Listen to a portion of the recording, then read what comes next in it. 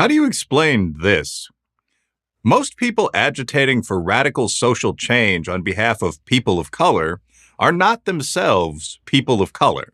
They're overwhelmingly woke white leftists.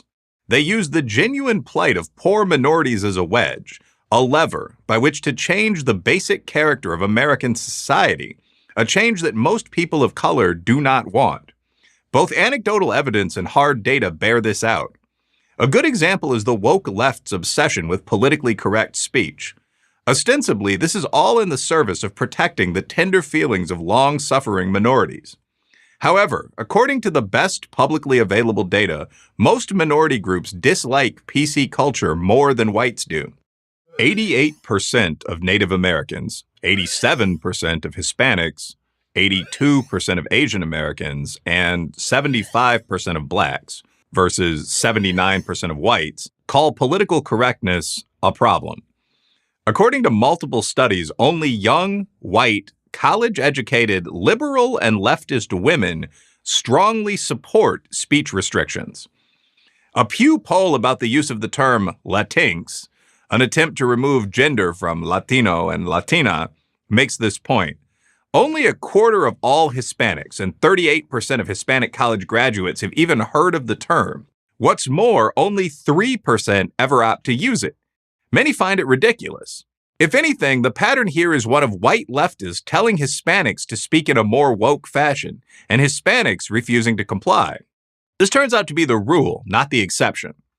Defunding the police, a left-wing cause celeb for much of 2020 and 2021, is another case in point.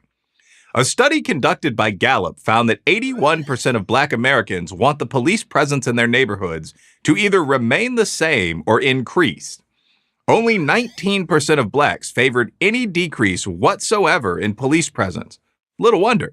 As empirically minded scholars have long pointed out, anti-police and soft-on-crime policies tend to dramatically increase crime rates in urban minority neighborhoods.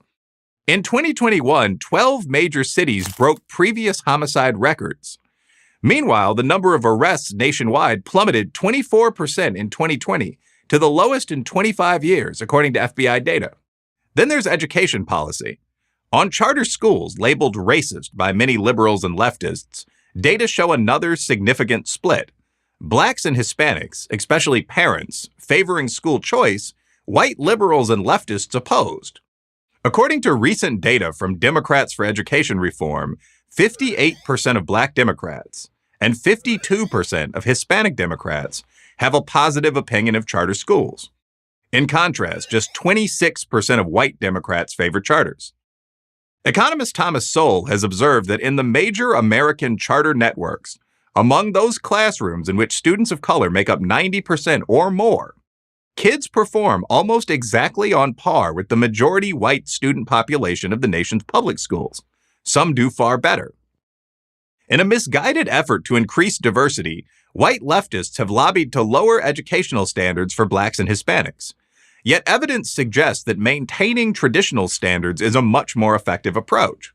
The average combined SAT score for the sizable and mostly Black senior class at the Success Academy charter school system in 2019 was 1268. 10% of the class scored higher than 1400.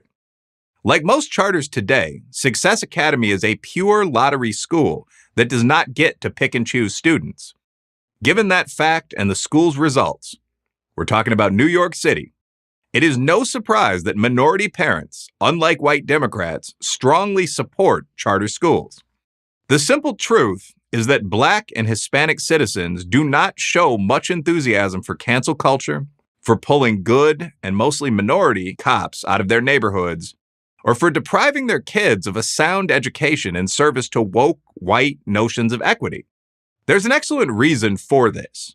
The people who suffer from these radical policies are people of color, and most people of color know it.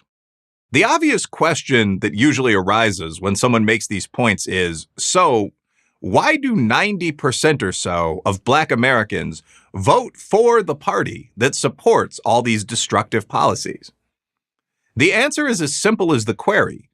Blacks are constantly told that the only serious alternative to the left is a racist party that wants to put them back in chains, to quote Joe Biden when he was vice president. This pitch has been very successful. In short, it works. If it ever stops working, as I'm hardly the first to note, U.S. politics would change overnight. While we wait and see if this will ever happen, one practical piece of advice remains relevant. If you want to know what individual members of any particular group happen to think, ask them, not those who claim to speak and act in their best interest. I'm Wilfred Riley, professor of political science at Kentucky State University for Prager University. Thank you for watching this video. To keep PragerU videos free, please consider making a tax-deductible donation.